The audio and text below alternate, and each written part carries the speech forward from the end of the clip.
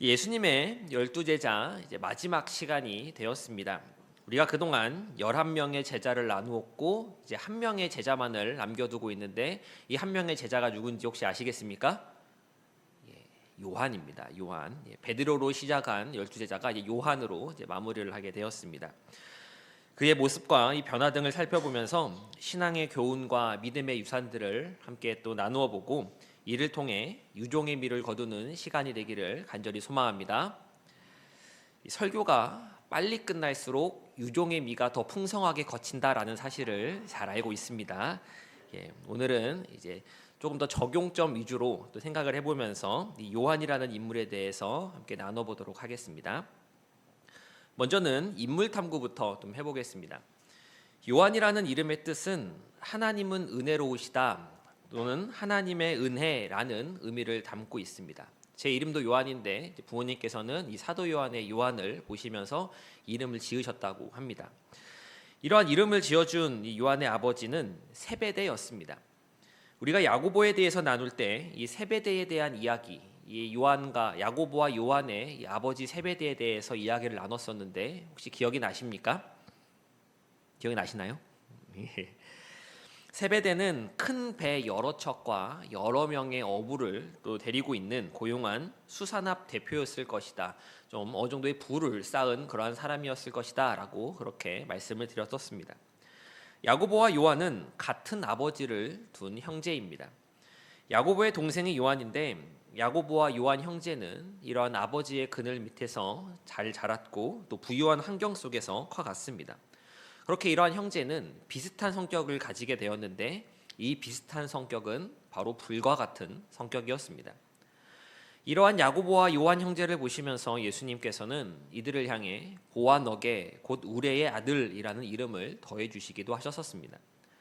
이들은 예수님과 자신들을 환영하지 않는 무리들을 향해 주여 우리가 불을 명하여 하늘로부터 내려 저들을 멸하라 하기를 원하시나이까 라고 말하기도 했었으며 높은 자리에 앉고 싶어서 주의 영광 중에 하나는 주의 우편에 하나는 주의 좌편에 앉게 해달라는 그러한 요청을 드리는 야망 있는 인물이기도 했었습니다.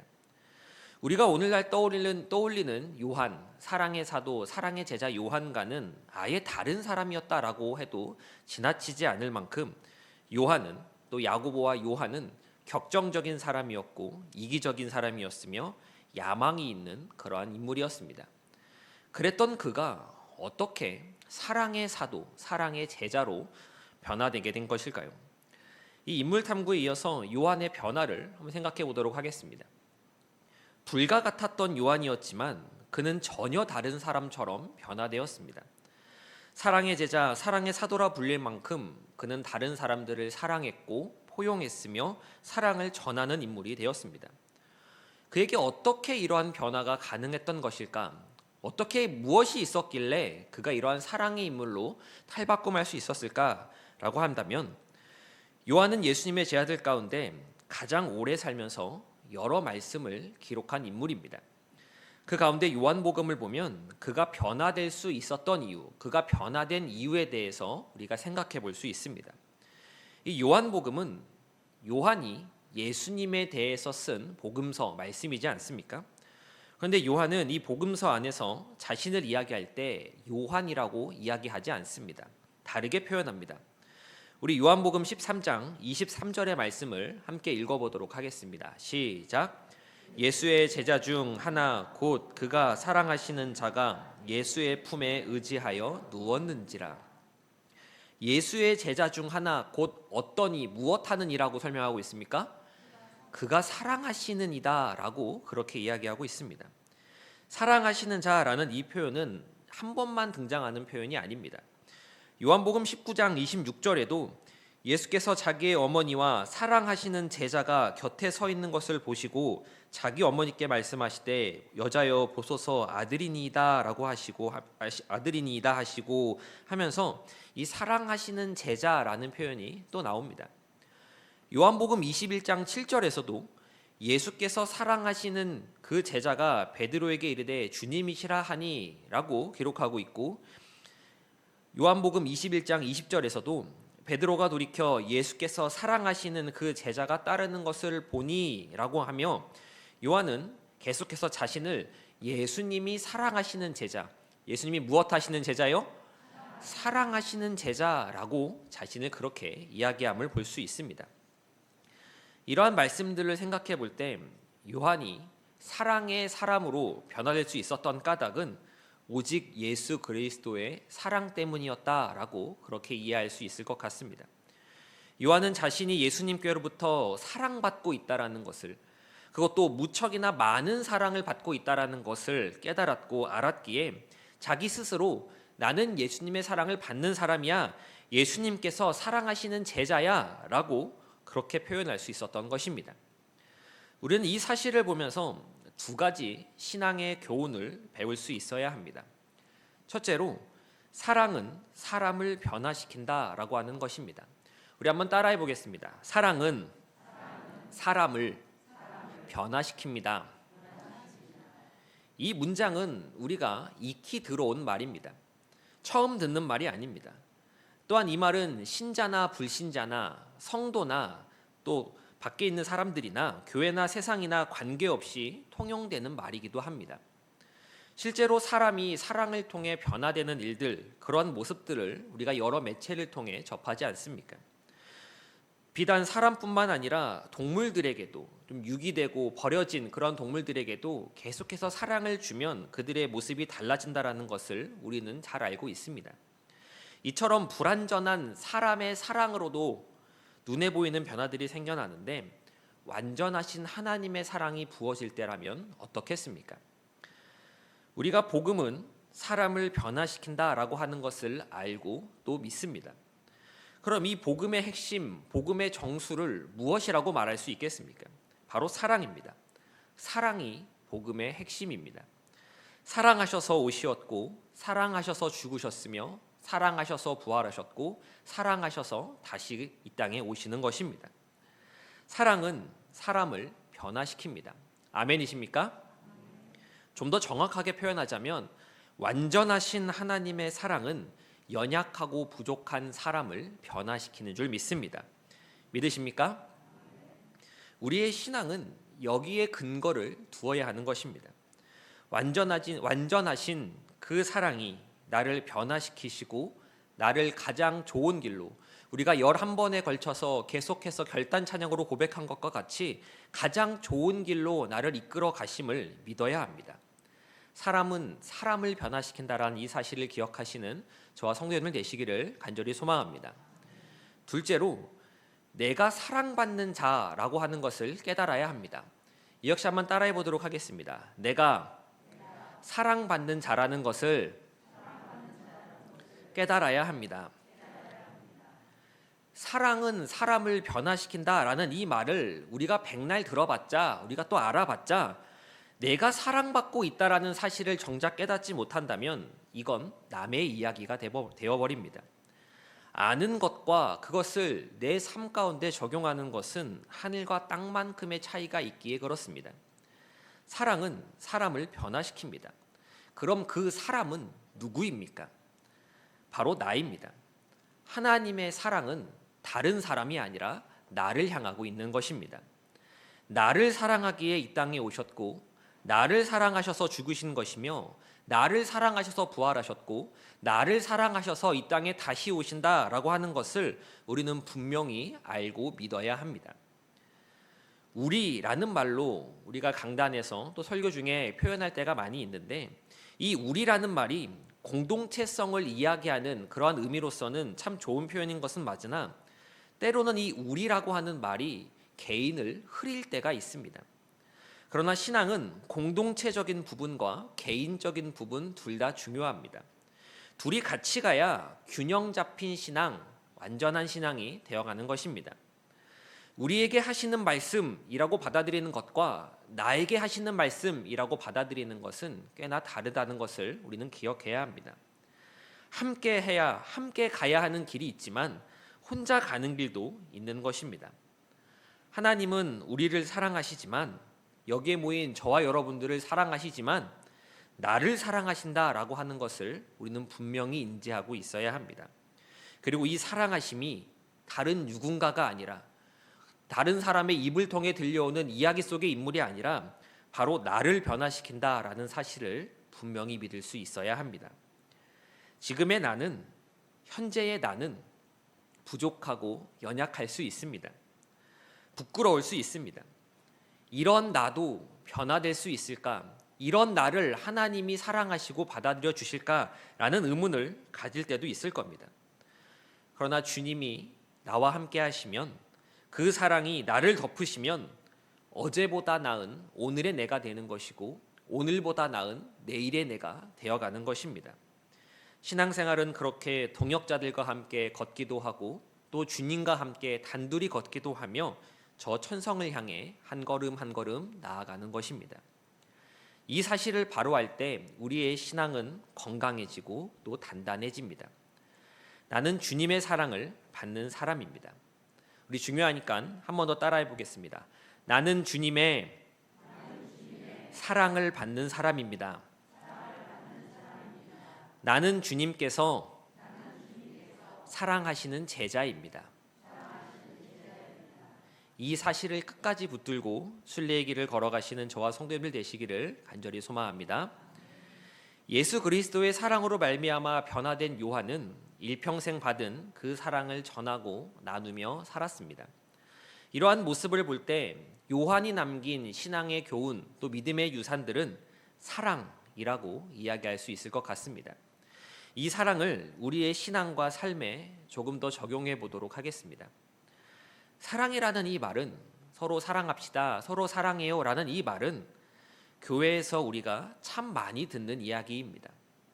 기독교가 사랑의 종교인 것도 알고 서로 사랑해야 한다는 말씀 우리는 너무나 잘 알고 있습니다. 그런데 아는 것에 비해 가장 실천하지 못하는 부분 역시 이 사랑이 아닐까 싶습니다. 예수 그리스도의 사랑으로 변화된 요한을 보면서 우리 가운데 있는 이 사랑을 다시금 점검하고 확인해 보도록 하겠습니다. 성도 여러분들께서는 서로 사랑하라 라는 말씀을 대할 때, 또 이 말씀을 듣고 사랑하려고 할 때 누구의 마음으로 사랑하십니까? 내가 사랑하려는 이 사랑은, 내가 실천하는 이 사랑은 어디로부터 기인하는, 무엇을 토대로 하는 사랑입니까? 우리가 사랑에 대해서 이야기할 때, 사랑을 실천하려고 할 때 이 질문부터 우리에게 스스로 해볼 수 있어야 합니다. 나는 누구의 마음으로 사랑하고 있을까라고 하는 질문입니다. 결론부터 이야기한다면 우리는 예수님의 마음으로 예수님을 의지하여 사랑해야 합니다. 다시 한번 말씀드리겠습니다. 예수님의 마음으로 예수님을 의지하며 사랑해야 합니다. 많은 이들이 사랑합시다, 사랑하세요 라는 이야기를 들으면 해보려고는 합니다. 사랑이라고 하는 것이 나쁜 것은 아니지 않습니까? 사랑하면 좋은 것을 알기에 사랑해보려 합니다. 하지만 금세 지치고 금세 그만두어 버립니다. 왜 계속하지 못하는 것일까요? 이유는 간단합니다. 사랑하는 것은 힘든 것이고 이 힘든 것을 내 힘으로만 감당하려 하기 때문에 그렇습니다. 사랑은 기본적으로 자기 희생이 밑바탕입니다. 자기 희생이 이루어지지 않으면 사랑하지 못합니다. 참아 주어야 하고 양보해 주어야 하고 배려해 주어야 하며 맞춰 주어야 합니다. 사랑한다고 할 때, 사랑하려고 할 때 처음에는 해볼만 합니다. 시작은 할 수 있습니다. 참아줄 수 있고 양보해 줄 수 있고 배려해 줄 수 있으며 상대방에게 맞춰줄 수 있습니다. 그런데 가면 갈수록 우리가 가지고 있는 이 연약함과 악함은 이러한 생각을 불러일으킵니다. 이걸 내가 언제까지 해줘야 하지? 언제까지 참아주고 양보해주고 배려해주고 맞춰줘야 하지? 이 정도 했으면 좀 변화돼야 하는 것 아닌가? 이만큼 했으면 당신도 좀 알아채줘야 하는 것 아닌가? 라고 하는 그러한 마음이 스멀스멀 올라오기 시작하는 것입니다. 그럼 나는 할 만큼 했어. 이 정도면 다른 사람이 뭐라 그러겠어? 라며 사랑하는 것을 그만두게 되는 것입니다. 그래서 우리는 내 마음으로 사랑하는 것이 아니라 예수님의 마음을 가져야 합니다. 내 마음으로 상대방을 재는 것이 아닙니다. 이 정도 사랑해줬으면, 이만큼 참아줬으면 이제 좀 정신 차려야지 라고 생각하는 것이 아니라 예수님의 마음으로 재야 하고 예수님의 마음으로 그 사람을 볼 수 있어야 하는 것입니다. 예수님께서는 나를 사랑하셨습니다. 누구를 사랑하셨다고요? 나를 사랑하셨습니다. 앞에 서 있는 저는 제가 얼마나 보잘것없고 약하며 악한 인간임을 알고 있습니다. 그리고 제가 아는 것보다 더 밑바닥인 부분들도 저에게는 분명 있을 것입니다. 다른 사람 눈에는 제가 어떻게 비치더라도 저는 글러먹은 못된 인간이다라고 하는 것을 제 스스로 알고 있습니다. 그런데 그런 나를 예수님께서는 사랑한다라고 말씀하셨고 그 사랑을 몸소 보여주셨습니다. 그리고 여전히 저를 사랑하고 계십니다. 성도 여러분들께서도 자기 스스로를 돌이켜볼 때 아시지 않습니까? 나는 진짜 괜찮은 사람입니까? 나는 주님 앞에서 떳떳하고 흠없는 사람입니까? 그렇게 여기는 사람, 그렇게 여길 수 있는 사람이 누가 있겠습니까? 다른 사람은 몰라도 내 마음 깊숙한 곳에서 올라오는 이 죄된 마음, 죄된 본성을 나는 분명히 알고 있지 않습니까? 그런 내가 지금 주님의 사랑을 받고 있습니다. 다른 사람을 사랑하기에 앞서 내가 받은 사랑부터, 내가 받은 용납부터 헤아릴 수 있어야 합니다. 참을 만큼 참은 것 같고 더 이상은 못하겠다라는 그러한 마음이 들 때 나를 끝까지 참아주신 하나님의 사랑, 예수 그리스도의 사랑, 이 마음을 헤아려 볼 수 있어야 하는 것입니다. 그렇게 인내하며 조금 더 참아보는 것, 조금 더 사랑해보는 것, 이것이 많이 되고 길어지면 길어질수록 성숙한 신앙이 되어가는 것입니다.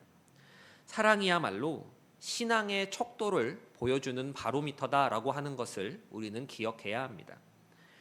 내 마음으로 사랑하려고 하는 것은 지속적이지 못합니다. 금세 말라버리기 일쑤이고 쉽게 지쳐버립니다. 인간은 연약하고 약하며 우리가 가지고 있는 사랑, 우리가 부르는 이 사랑은 너무나도 작은 것이기 때문에 그렇습니다. 그렇게 우리는 내 마음이 아니라 누구의 마음을 가져야 한다고요? 예수님의 마음을 가져야 하는 것입니다. 예수님의 마음을 가지고 그 다음으로는 예수님을 의지해야 합니다. 무엇 해야 한다고요? 의지해야 합니다. 예수님께서는 요한복음 13장 34절에서 새 계명을 너희에게 주노니 서로 사랑하라. 내가 너희를 사랑한 것 같이 너희도 서로 사랑하라 라고 그렇게 말씀해 주셨습니다. 여기서 내가 너희를 사랑한 것과 같이 라고 하는 이 표현을 우리는 조금 더 깊게 주목해 보아야 합니다. 예수님께서 우리를 어떻게 사랑하셨습니까? 한마디로 이야기하면 죽기까지 사랑하셨습니다. 그분은 사랑하셔서, 나를 사랑하셔서 하늘보자 다 버리시고 이 땅에 낮고 낮은 몸으로 오셨고, 사랑하셔서 십자가에 달려 수치스러운 죽음을 받아들이셨습니다. 예수님께서 우리를 사랑하신 이 사랑은 흉내를 내거나 따라 해볼 만한 그러한 사랑이 아닙니다. 그러한 수준으로서의 사랑이 아닌 것입니다.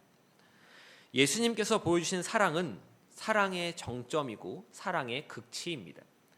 그럼 우리가 예수님이 우리를 사랑하신 것과 같이 어떻게 서로 사랑할 수 있겠습니까? 말이 안 되는 이야기이지 않습니까? 내가 어떻게 예수님과 같이 사랑의 정점을 찍을 수 있겠습니까? 사람의 힘과 능력으로는 불가능한 영역입니다. 그렇기 때문에 우리는 예수님을 의지해야 하는 것입니다. 예수님의 도우심을 간구하며 예수님을 의지하여 사랑하여야 하는 것입니다. 내 의지와 결단으로 하는 것이 아닙니다. 내 의지와 결단으로는 못합니다. 안 되는 것입니다. 이것을 인정함이 우리 가운데 있어야 합니다. 그럼 어떻게 해야 예수님의 마음을 가질 수 있고 어떻게 해야 예수님을 의지하는 것이겠습니까? 그것은 바로 기도하는 것입니다. 무엇하는 것입니까? 기도하는 것입니다. 예수님의 마음으로 예수님을 의지하며 사랑하기 위해서는 기도해야 합니다. 제가 성도 여러분들께 한 가지 여쭤보도록 하겠습니다. 성도 여러분들께서는 사랑하기 위해 기도하고 계십니까? 다른 사람을 사랑하기 위해 기도하는 것입니다. 자식을 사랑하고 부모를 사랑하고 친구를 사랑하고 남편을 사랑하고 아내를 사랑하기 위해 기도하고 계십니까? 우리가 사랑해야 합니다 라는 이야기를 들었을 때 제가 앞서 나눴던 내용들, 예수님의 마음을 가져야 합니다, 예수님을 의지해야 합니다 라는 이 말들은 우리가 익히 들어온 말씀입니다. 모르는 사람이 없을 정도입니다. 근데 우리가 아는 것에 비해서 사랑하지 못하고 있지 않습니까? 나는 사랑하기 위해, 예수님의 마음을 갖기 위해, 예수님을 의지하기 위해 기도하고 있습니까? 그 앞에 무릎 꿇고 간구하고 있습니까? 우리가 사랑하기 위해 기도합시다 라는 이야기를 할 때 우리는 대개 우리가 모르는 사람들, 내가 싫어하는 사람들, 나와 친하지 않은 사람들을 주로 생각을 하며 떠올립니다. 하지만 나와 가까운 사람들, 내 자식, 나의 부모님, 나의 배우자들을 위해서 기도할 때도 그들을 사랑하기 위해 기도할 수 있어야 하는 것입니다. 필요를 위해 기도하는 것이 아니라 그 사람을 사랑하기 위해 기도하는 것입니다. 성도님들께서도 사람의 사랑으로 사랑하는 것이 아니라 예수님의 사랑으로 사랑해야 함을 익히 알고 계시지 않습니까? 누군가를 사랑하기 위해서 기도해야 한다라고 하는 것은 지극히 당연한 일입니다. 그런데 우리는 사랑하기 위해 기도합니다라는 이 말을 너무나 자주 놓치고 맙니다.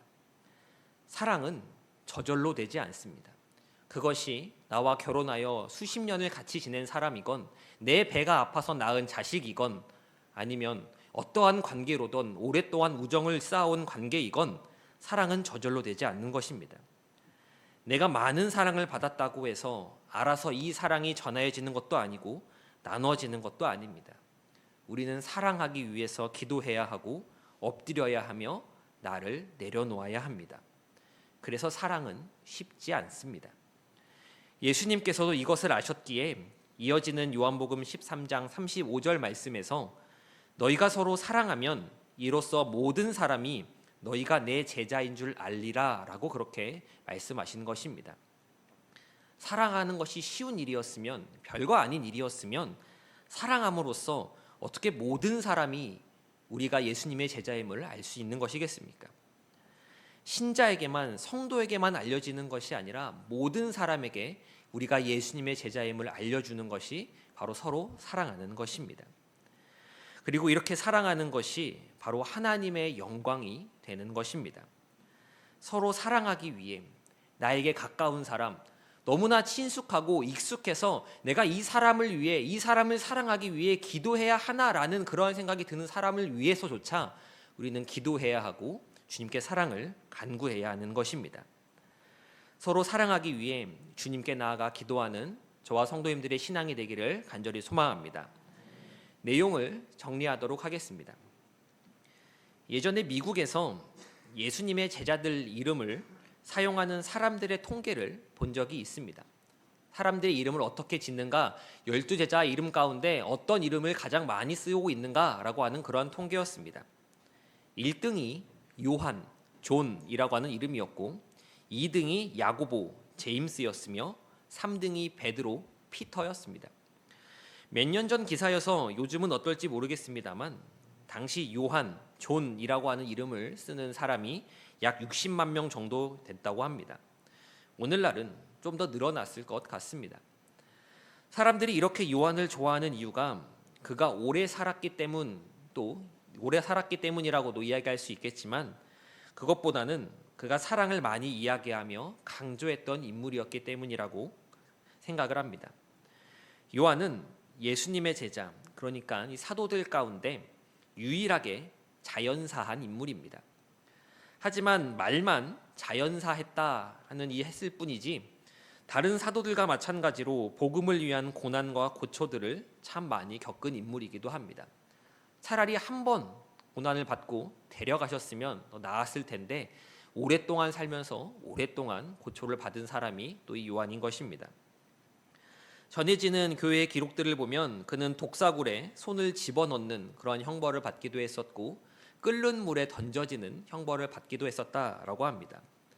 이러한 후유증으로 인해서 말년에는 몸이 너무 상해서 거동도 잘 하지 못하고 들것에 뉘어진 채 제자들이 그를 강단에 모셔야지만 강단에 오를 수 있었다라고 그렇게 이야기가 전해집니다. 그런데 그런 와중에도 자신의 제 한 몸 거동하기 힘든 그러한 상황 속에서도 요한은 입만 열면 사랑하라라는 설교를 했다라고 이야기됩니다. 하도 소자들아 서로 사랑하라 라는 이야기만 하니까 어느 날은 사람들이 요한을 찾아가서 선생님, 이번 주일에는 사랑하라는 설교 말고 다른 설교 좀 해주십시오 라고 요청하기에 이르렀는데, 주일이 이르자 요한은 소자들아 새로운 설교를 하노니 서로 사랑하라 라는 말을 했다고 그렇게 기록에 남아 전해지고 있다고 합니다. 그는 자연히 하나님의 부르심을 받았지만 살아있는 순교자로서 교회의 기틀을 닦고 사람들을 세워 나갔습니다. 요한은 일평생 사랑으로 살면서 많은 교훈을 남겼습니다. 요한은 주님의 많은 말씀을 전했지만 가장 위대한 말씀, 성경 전체를 관통하는 말씀은 바로 이 두 개의 구절이라고 생각을 합니다. 우리 하나씩 읽어보도록 하겠습니다. 먼저는 요한복음 3장 16절의 말씀입니다. 함께 읽겠습니다. 시작. 하나님이 세상을 이처럼 사랑하사 독생자를 주셨으니 이는 그를 믿는 자마다 멸망하지 않고 영생을 얻게 하려 하심이라. 이는 수직적인 관계로서 하나님과 우리 사이를 가장 잘 나타내주는 말씀입니다. 그리고 이어서 우리 요한일서 3장 16절 말씀도 함께 읽어보도록 하겠습니다. 시작. 그가 우리를 위하여 목숨을 버리셨으니 사랑을 알고 우리도 형제들을 위하여 목숨을 버리는 것이 마땅하니라. 이는 수평적 관계로서 사람들 사이에서 사랑을 받은 사람들, 성도들이 어떻게 살아야 함을 잘 보여주는 말씀이라고 할 수 있겠습니다. 사랑은 저절로 이루어지지 않습니다. 또한 저절로 나누어지지도 않습니다. 구해야 하고 기도해야 합니다. 우리 교회가 사랑을 구하며 이 사랑이 더욱 풍성한 교회가 되어가기를 소망합니다. 사랑으로 소문난 교회, 그리스도의 사랑을 밝히 보여주는 성도가 되어서 빛으로 오신 예수님을 더욱 선명히 드러내시는 저와 성도님들의 신앙이 되기를 간절히 소망합니다.